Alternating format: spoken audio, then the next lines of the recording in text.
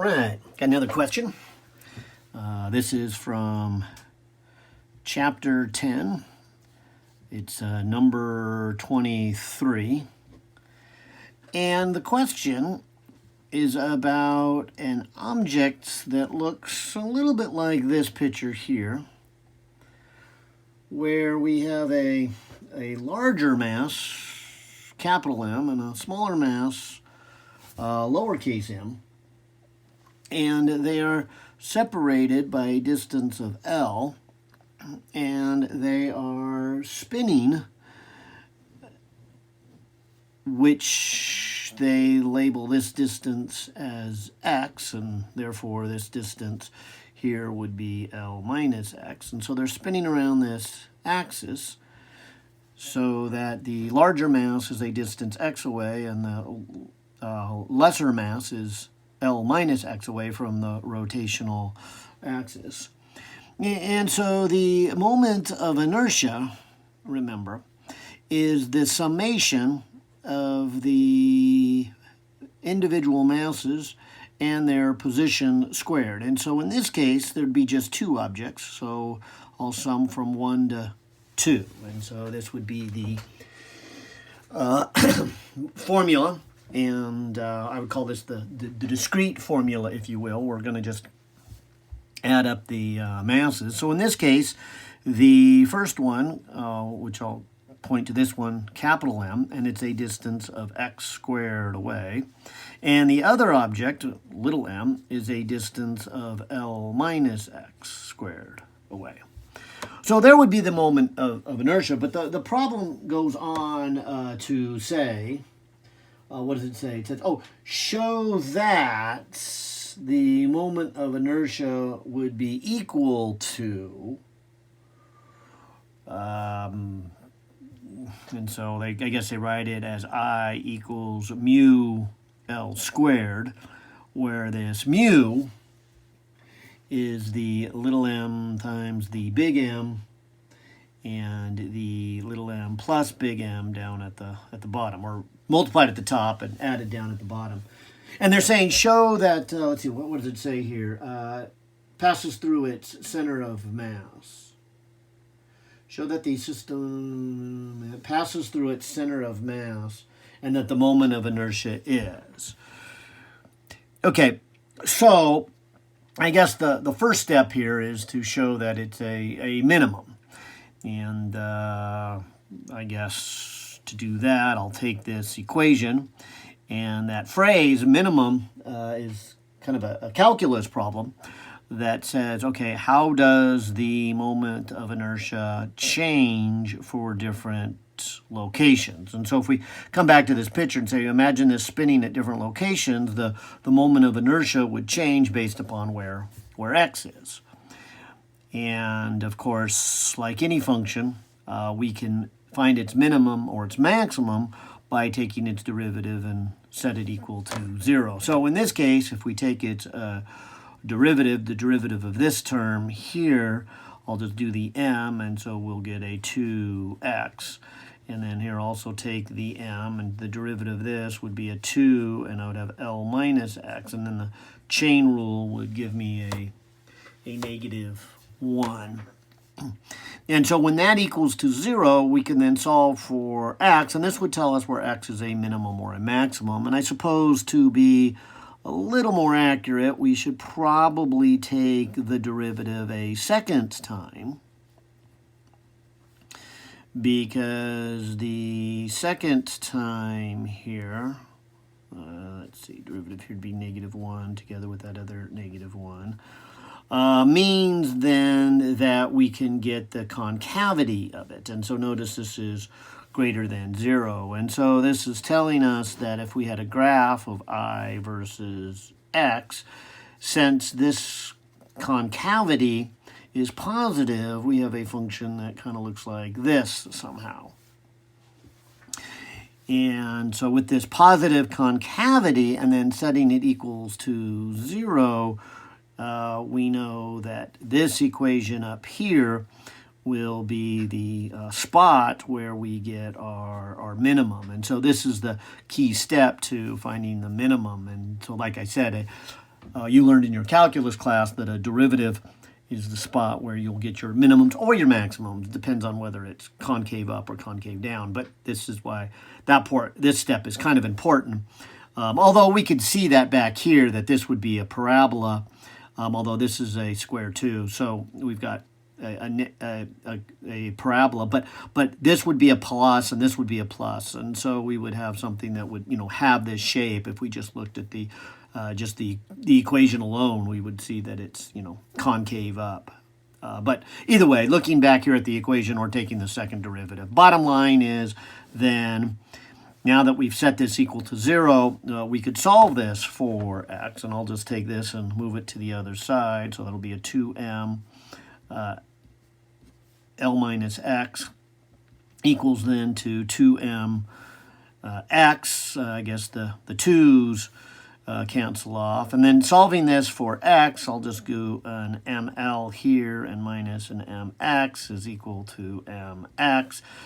Bring this to the other side, and I would have an ml equals to mx plus mx. And then so factoring out the big M and the little m, I can answer, at least mathematically answer this part here that, okay, the minimum moment of inertia occurs when x is at this spot. So here on the graph, this would be x equaling to little m times m plus m. Little m. That's supposed to be a capital M, and that should be a little m. So this would be the position then of the center of mass. Now, it says then that that this value should be this somehow. So let's find this position and put it back up here into this equation. Okay, so maybe I'll just move this down here so you can still see it in the camera. But that would then say then that the I, the minimum,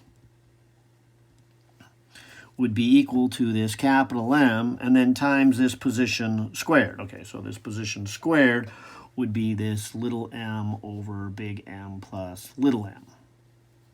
And that would be x squared right here. And then plus little m, and then we would have L minus, again, this x value that we solved right here. And so that would be little m, big M plus little m quantity squared. And of course, I apologize. I dropped the L here, didn't I? Yeah, so this is ML, and ML goes there. Okay, so putting that back here, there should be an L there and an L there. Okay, so I guess what I have here is a capital M and a little m squared and an L squared all over M, big M and little m squared. And then over here, I would have an M. And noticing that each of these have an L, I'll factor out an L. So there's my L squared. And then I would be left with a 1 minus a little m over a big M plus little m quantity squared. And then this would be a common denominator of little m plus big M here. And of course, that means the top would be a big M plus a little m, and then minus the little m, and square that. So what I have so far then would be the big M, and then the little m squared, the L squared over the m plus little m quantity squared. And then right here would be plus, and you can kind of see here hopefully that the The little m's are going to cancel off. And you're going to be left with a big M squared and then a big M plus a little m squared. So, continuing to work on this, we have then a L squared, so I'll factor that out. And then the common denominator is capital M plus little m squared. And then this is we have a big M and a little m squared, and here we have a little m and a big M squared. So they each have one big M and one little m in them, and so this would be left with a little m, and then this one would be left with a big M, and so one of those upstairs cancels with one of those downstairs. And so now we have big M times little m over big M plus little m, L squared. And so I think that's what we're trying to do. Yeah, see, we're trying to show that the moment of inertia for something like this is at a minimum. And so we found out where it would be a minimum when it matches this equation. And so if we call this whole thing here a mu, this part right there, then we have mu L squared, where mu is big M plus little m, times, and then in the bottom, we add them. So this is the minimum moment of inertia, and that's what you're asked to prove. Now, I guess it also said to show that this is also the center of mass, and so it will spin around its center of mass, and that is the minimum amount. That's the point of the problem. And so maybe we should also then say, okay, what is X center of mass here? And so another formula that we learned is how to calculate the center of mass. And in this case, we have two objects. And so we take the mass of each object and its position, and then add them together and divide by its total. So again, in this case, if we come back to our picture here, and looking at our coordinate grid, we called x equals to 0 right here where the big mass is. And so using that here, I had 1 over the total mass. And maybe I should be careful with this capital M. This is, in this capital M in the equation, this is total mass of our system. So it's all the masses added together.